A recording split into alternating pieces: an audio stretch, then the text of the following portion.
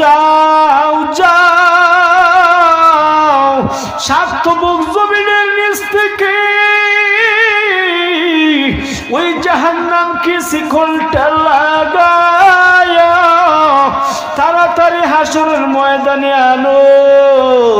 70,000 ফেরেশতারা ওই জাহান্নামকে শিকলটা লাগায়া হাসরের ময়দানে টেনে টেনে আনবেন।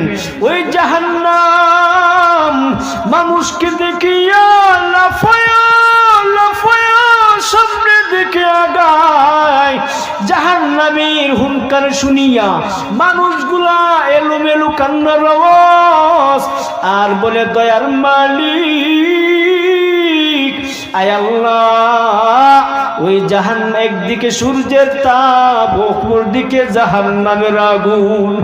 আয় আল্লাহ, আমাদেরকে জাহান্নামের আগুন থেকে মাফ করিয়া দাও রে আল্লাহ। এর নবীর উম্মতের দল সেই দিন 70,000 ফেরেশতারা শিকলটা লাগাইয়া টেনে টেনে যেই দিন হাসরের ময়দানে জাহান্নামকে উপস্থিত করবেন। ও নবীর উম্মত, জাহান্নাম মানুষকে দেখিয়া বারবার শিকলটা ছিঁড়ে ফেলে আর হুঙ্কার দিয়া বলে, ও দয়ার মালিক আল্লাহ, তুমি তো বলিয়াছ, তোমার কোরআনে সাক্ষী, কোরআনের ভিতরে বলিয়াছ, আমি জাহান্নামের কাবার হবে মানুষ আর পাথর। ওয়াকুদুহান নাস ওয়াল হিজারা।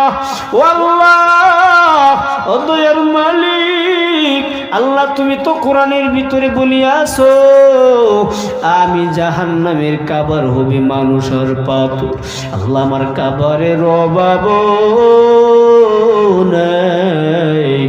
আয় আল্লাহ, আমাকে একটু সারিয়া দাও। আল্লাহ, শিকলটা সারিয়া দাও, আমার কাবার গুলো আমি একটু কে ফেলি। আল্লাহ বলবে, রে জাহান্নাম একটু থামো, বিচারটা সারিয়া নে, এরপরে তোমার খাবার গুলো তোমার কাছে পৌঁছাইয়া দেব। ও নবীর উম্মতের দল, সেই দিন হাসরের ময়দানের মাঠে সব নবীরাই ইয়া নফসি বলে কান্নার আওয়াজ। সেই দিন হাসরের ময়দানের মাঠে একমাত্র তোমার আমার মায়ার নবী ইয়া উম্মতি বলে কান্নার আওয়াজ। আমার মায়ার নবীর কান্না দেখিয়া আল্লাহ তাআলার কুদরতি পায়ের নিচে সেজদায় পড়িয়া আপনি আবার মায়ার নবী কান্না করে, আবার মায়ার কান্না দেখিয়া আল্লাহ বলে, পয়গম্বর মাথা মুবারক উঠান, মাথা মুবারক উঠান। দুনিয়ার জমিনে কম কান্নাকাটি করেন নাই, উহুদের ময়দানে দান মুবারক শহীদ করিয়াছেন। ও পয়গম্বর, তায়েফের জমিনে কত রক্ত ঝরাইছে বেঈমানের দল। হাসরের ময়দানে কান্নার কোনো প্রয়োজন নাই, মাথা মুবারক উঠান। পয়গম্বর মাথা মুবারক উঠান। আমার মায়ার নবী বলে, আল্লাহ মাথা মুবারক উঠাবো না যতক্ষণ না আমার উম্মতদেরকে জাহান্নামের আগুন থেকে মাফ না করবা। এর নবীর উম্মতের দল, কেমন একজন নবী পাইছো যে নবী নিজের সন্তানের জন্য কান্না করে না, নিজের স্ত্রীর জন্য কান্না করে না, নিজের ফ্যামিলির জন্য কান্না করে না। এমন একজন দরদি মায়ার নবী পাইলাম, যেই নবী হাসরের ময়দানে উম্মতের জন্য কান্না করে। ও নবীর উম্মত, আজকে সেই নবীর সুন্নত মানতে রাজি না, সেই নবীর সুন্নতের টুপি মাথায় লাগাইতে রাজি না, সেই নবীর সুন্নত দাড়ি লাগাইতে রাজি না, সেই নবীর আদর্শ জামা লাগাইতে রাজি না। অথচ আশেক বলিয়া চিল্লায় দুনিয়ার জমিনে আছে না নাই? মায়ার নবী বললে চিল্লাইলে লাভ হবে না রে উম্মত, তুমিও সুন্নি আমিও সুন্নি, নবীর সুন্নত দ্বারাই হবে সুন্নি, ঠিক না বে ঠিক?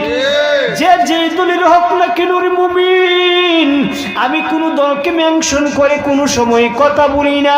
মায়ার নবী বলেছেন, মায়ার নবীর আদর্শ সুন্নত পালন করলে সুন্নি হওয়া যায়, গান আর শান গাইলে সুন্নি হওয়া যায় না, ঠিক না বে ঠিক? এমন একজন নবী পাইলাম, যেই নবী উম্মতের জন্য হাসরের ময়দানে আল্লাহ তাআলার কুদরতি পায়ের নিচে সেজদায় পড়িয়া কান্না করে। বলতে পারবো গুনাহ আছে না নাই? আসেনি? বলে কেমন গুনাহ? যেটার কোনো সীমানা নেই। গুনার সীমানা আছে আমাদের? ফজরের নামাজ পড়লে পড়বো, না পড়লে নাই। ফজর নামাজ উঠার পরই মিথ্যা কথা সর্বপ্রথম বলি, আসি না নাই?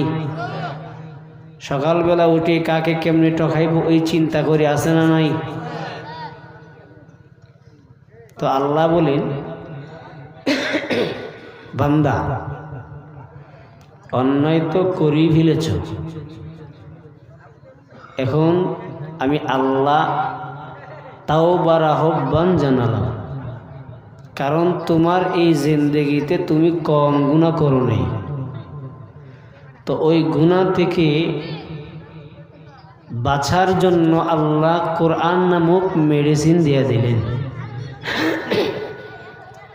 বলে কেমন? এই একজন যান, বাচ্চাগুলো একটু সরান। আল্লাহ বলে মেডিসিন দিলাম, তাওবার আহ্বান জানালাম, কারণ মাথার ব্যথা করলে ঔষধের প্রয়োজন হয় কি হয় না? পেটের ব্যথা করলে ঔষধের প্রয়োজন আছে না নাই? শরীরের অঙ্গ প্রত্যঙ্গের মধ্যে অসুস্থতা দেখা দিলে ডাক্তারের কাছে দৌড়াই কি দৌড়াই না? আল্লাহ বলে, বান্দা তোমার এই বডির ভিতরে একটা রুহ আছে, যেটাকে কলব বলা হয়, একটা গোস্তের টুকরা। সেটা তোমার ওই বডিটাকে সুস্থ রাখার জন্য তুমি দুনিয়ার খাবার ভক্ষণ করে যেন শরীরের শক্তি থাকে। আল্লাহ বলে তোমার বডির ভিতরে একটা রুহ আছে, যেটা দুনিয়ার কোনো মাটির তৈরি না, সেটা আমি আল্লাহর নূরের তৈরি রুহ। তো দুনিয়ার তৈরি বডিটা দিয়ে আল্লাহ দুনিয়ার মাটি দিয়া বডি বানাইলেন। ওই বডির খাবারের জন্য আল্লাহ দুনিয়া থেকে রিজিকের ব্যবস্থা করে দিলেন, ঠিক না বেঠিক? আল্লাহ বলে বডির খাবার দুনিয়া থেকে তোমার রিজিকের ব্যবস্থা করে দিলাম, কিন্তু রুহুর খাবার কি দেওয়া হয়? এটা তো ভাত মাছ খাইলে তোমার রুহ তার তরতাজা হবে না। তো ওটাকে যদি তরতাজা করতে চাও, আল্লাহর জিকির বেশি বেশি করো। আলা বিজিকিরিল্লাহি তাতমাইন্নুল কুলুব। জিকির বেশি করো, করলে কি হবে? তোমার কল তাজা হবে। শুধু তাই না, ইমানের পাওয়ারও বাড়বে। সুবহানাল্লাহ বলবেন না? তো আল্লাহ বলেন, মাথার ব্যথা করলে যেমন ঔষধের প্রয়োজন হয়, পেটের ব্যথা করলে যেমন ঔষধের প্রয়োজন হয়, ঠিক তেমনিভাবে তোমার কলবের চিকিৎসার জন্য আমি আল্লাহ কোরআন নামক মেডিসিন দেয়া দিলাম। ব্যবহার করবার সঙ্গে সঙ্গেই তোমার কলবের রোগ, গুনাহ নামক রোগ অটোমেটিক ভালো হয়ে যাবে। আল্লাহ বলেন, ইয়া আইয়ুহাল্লাযীনা আমানু তুবু ইলাল্লাহ। আল্লাহ বলে, রে মুমিন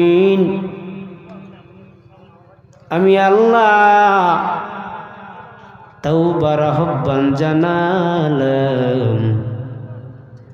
বান্দা তুমি তোমার জীবনে কম গুনাহ করো নাই, জবানের গুনাহ করলা, হাতের গুনাহ করলা, অঙ্গ প্রত্যঙ্গের গুনাহ করলা।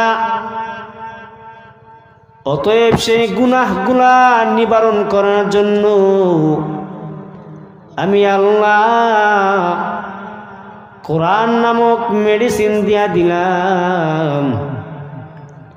ব্যবহার করার সঙ্গে সঙ্গে অটোমেটিক তোমার কল্প তাজা হয়ে যাবে।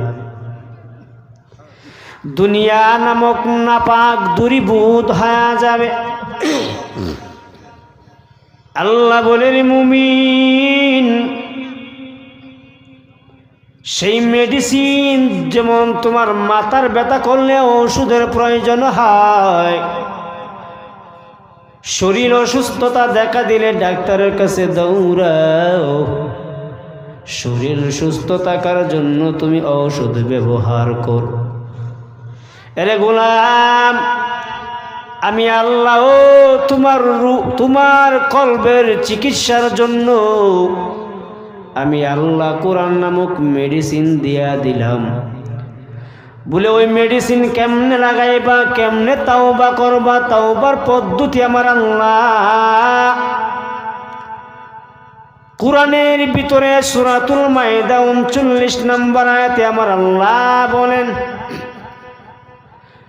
ফামান তাবা মিন বা'দি যুলমিহি ওয়া আসলাহ ফাইন্নাল্লাহা ইয়াতুবু আলাইহি ইন্নাল্লাহা গফুরুর রহিম।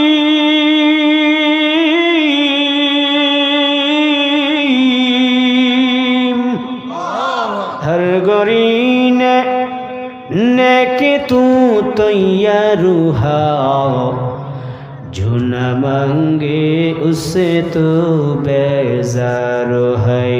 कालाम जिंदा कुरान हकीम हिकमते उलाया जलस्तो कदीम। আমার আল্লাহ বলেন, রে বান্দা বান্দির দল, ফামান তাবা মিন বা'দি যুলমিহি ওয়া আসলাহ, বান্দা তুমি তোমার নফসকে সংশোধন করার জন্য যখন আল্লাহ তাআলার দরবারে তওবা করিয়া নেও, আমার আল্লাহ বলেন, ফাইন্নাল্লাহা ইয়াতুবু আলাইহি, ওই বান্দার তওবা আমি আল্লাহ কবুল করিয়া নি। কেন জানো? আমি আল্লাহর একটা নাম রহমান, আমি আল্লাহর একটা নাম রহিম। বান্দা যখন হাজারো হাজারো অন্যায় করার পর আমি আল্লাহ তাআলার দরবারে দুইখানা হাত বাড়াইয়া চোখের পানি ছেড়ে ছেড়ে কান্না করবে, আমি আল্লাহ ওই বান্দার চোখের পানি সহ্য করতে পারি না। কারণ বান্দার চোখের পানি নাকের ডগায় আসার আগে আগে বান্দার পিছনের সব গুনাহগুলো আমি আল্লাহ মাফ করে দিই। এর নবীর উম্মতের দল, ও এলাকার যুবক, ও এলাকার বৃদ্ধ বাবাজি, ও পর্দার আড়ালের মা, ভালো করে বুঝিয়া নাও, তোমার আমার জীবনে কত গুনাহ করলাম, কত গুনাহ করলাম। তোমার গুনাহের ব্যাপারে তোমার মা জানে না, তোমার বাবা জানে না। ও যুবক, তোমার গুনাহের ব্যাপারে তোমার ভাই জানে না, তোমার বোন জানে না। তোমার গুনাহের ব্যাপারে তোমার মেয়ে জানে না, তোমার ছেলে জানে না, তোমার স্ত্রী জানে না।